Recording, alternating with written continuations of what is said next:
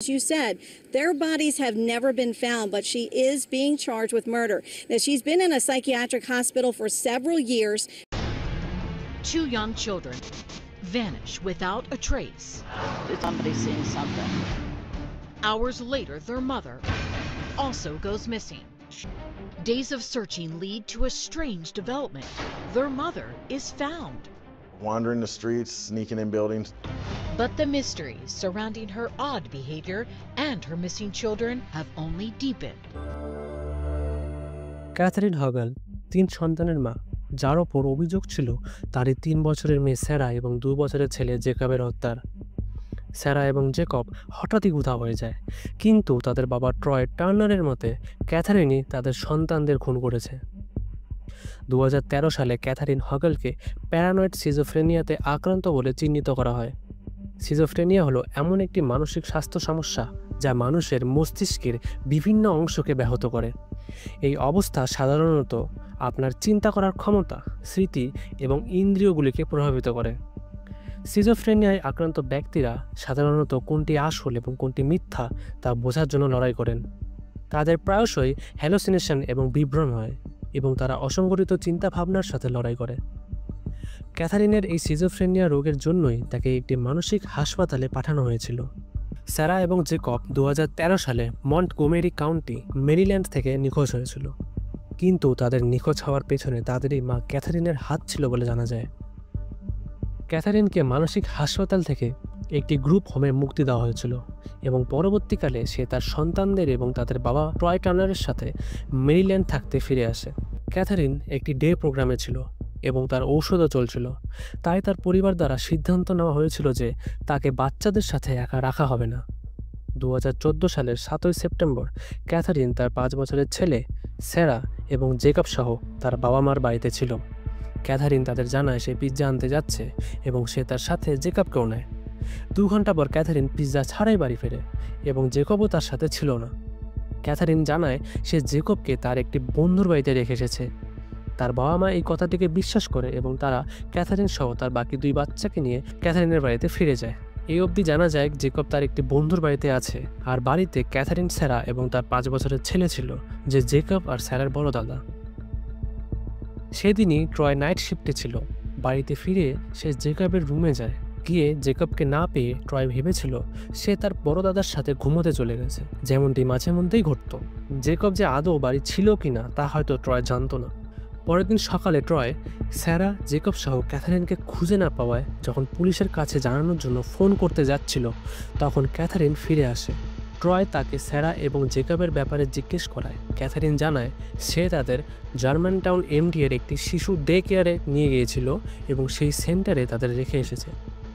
এমন day care সেন্টারে শিশুদের বিভিন্ন সুযোগ সুবিধা দেওয়া হয় এবং দিনের বেলা তাদের দেখাশোনা করা হয়। মূলত যখন বাবা মা ব্যস্ত থাকে তখন তারা তাদের বাচ্চার দেখাশোনার জন্য এমন ডে কেয়ার সেন্টারে তাদের রাখে। যেহেতু ক্যাথারিন অসুস্থ, তাই হয়তো সে স্যারা এবং জেকবকে সেখানে রেখে এসেছে এটা ভেবেই ট্রয় ক্যাথারিনের কথাগুলি বিশ্বাস করেছিল। কিন্তু যখন বাচ্চাদের ফিরিয়ে নিয়ে আসার সময় হয়, তখন ক্যাথারিন তাদের কোন সেন্টারে রেখে এসেছিল সেটির নামও সে মনে করতে পারছিল না, এমনকি সেন্টারের এক্স্যাক্ট লোকেশনও মনে করতে পারেনি। তারা নিষ্ফলভাবে চারিদিকে ঘোরাফেরা করতে থাকে। ট্রয় তারপর ক্যাথারিনকে নিয়ে পুলিশের কাছে যাচ্ছিল, কিন্তু পথে ট্রয়কে চিকফিলেতে থামতে হয়, কারণ ক্যাথারিন বলেছিল যে ট্রয়কে সে বাচ্চাদের কাছে নিয়ে যাবে যদি সে সেখানে থামে। ট্রয় বাইরেই অপেক্ষা করছিল এবং ক্যাথারিন ভেতরে গিয়েছিল, কিন্তু সেই রেস্টুরেন্টের পেছনের গেট দিয়ে ক্যাথারিন তার ফোন পিছনে ফেলে পালিয়ে যায়। এই ঘটনার পরই ট্রয় পুলিশের কাছে রিপোর্ট করে ক্যাথারিন এবং তার 2 বাচ্চার নিখোঁজের ব্যাপারে। ক্যাথারিন তার পালানোর পর 4 দিন নিখোঁজ ছিল। যখন পুলিশ তাকে খুঁজে পায় তখন সে তার বাচ্চারা কোথায় সে সম্বন্ধে কিছু জানাতে পারেনি। তার বিরুদ্ধে অপকর্মমূলক শিশু অবহেলার অভিযোগ আনা হয়েছিল, কিন্তু তাকে বিচারের জন্য মানসিকভাবে উপযুক্ত বলে মনে করা হয়নি। তাই তাকে একটি সর্বোচ্চ নিরাপত্তা মানসিক হাসপাতালে পাঠানো হয় এবং তখন থেকে ক্যাথারিন সেখানেই আছে। দুঃখের বিষয়, স্যারা এবং জেকবকে আর কখনো খুঁজে পাওয়া যায়নি। ঘটনাটির 3 বছর পর 2017 সালে ক্যাথারিনের বিরুদ্ধে 2টি খুনের অভিযোগ আনা হয়, কিন্তু হাসপাতালের মনোচিকিৎসকরা তাকে বিচারের জন্য মানসিকভাবে অযোগ্য বলে মনে করেন। পরবর্তীকালে 2022 সালে একটি দ্বিতীয় মতামত চাওয়া হয়েছিল।